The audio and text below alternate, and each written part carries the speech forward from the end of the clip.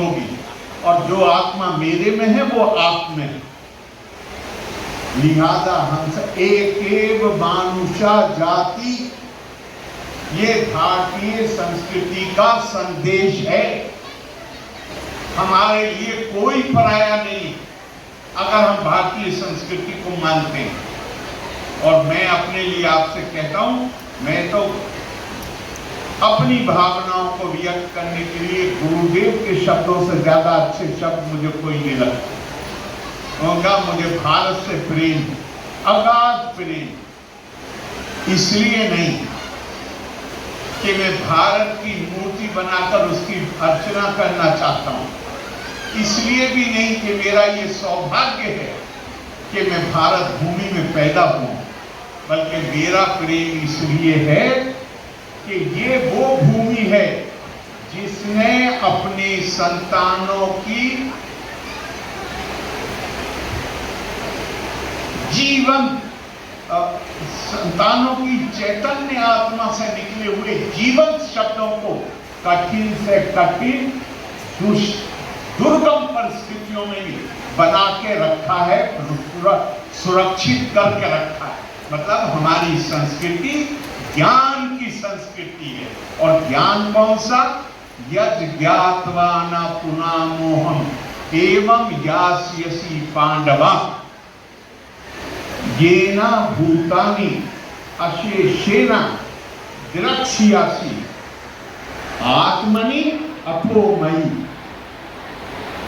ये ज्ञान प्राप्त होने के बाद फिर तुम कभी मोह में नहीं पड़ोगे अर्जुन। और वो ज्ञान क्या है कि तुम जिस किसी पे भी नजर डालो, पहले उसे अपनी आत्मा का विस्तार मानोगे और फिर तुम उसे मुझ में देखो। ये भारत का ज्ञान है। ये ज्ञान हमें संकुचित नहीं बनाता हमारे मानस, ये हमें व्यापकता देता है। और मुझे पूरा विश्वास है कि आपकी संस्था, देखिए हम सब परिवार में पैदा होते, माँ बाप के प्रति हमारा प्यार होता है, परिवार के प्रति प्यार होता है, गांव के प्रति प्यार होता है, फिर अपने जिले को जानते हैं, फिर अपने प्रांत को जानते हैं, फिर देश को जानते हैं, फिर मानवता को जानते हैं। भारतीय संस्कृति ये कहती है कि तुम्हारे अंदर जो करुणा भाव है, जो सबसे पहले माँ के लिए, फिर बाप के लिए, फिर भाई बहनों के लिए पैदा होता है। सुसंस्कृत बनने का मतलब है, सभ्य बनने का मतलब है कि तुम्हारे इस करुणा भाव का विस्तार होता जाए लगातार, अपने परिवार से बढ़ के दूर पड़ोसियों से बढ़ के अपना मोहल्ला, अपना गांव, उससे बढ़ के शहर, उससे बढ़ के जिला, उससे बढ़ के अपना प्रांत, अपना देश और कुल मानवता।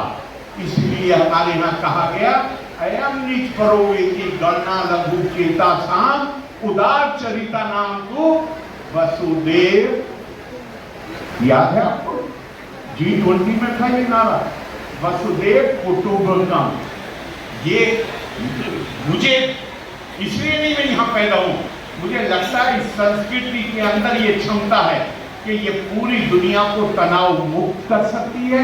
ये संस्कृति ऐसी है कि अगर हम इसका संदेश दे सकें तो ये दुनिया एक नई शांति व्यवस्था दुनिया में कायम हो सकती है। आपने मेरी बात सुनी, बहुत बहुत धन्यवाद। लोका समस्ता सुखिनो भवन्तु। जय हिंद।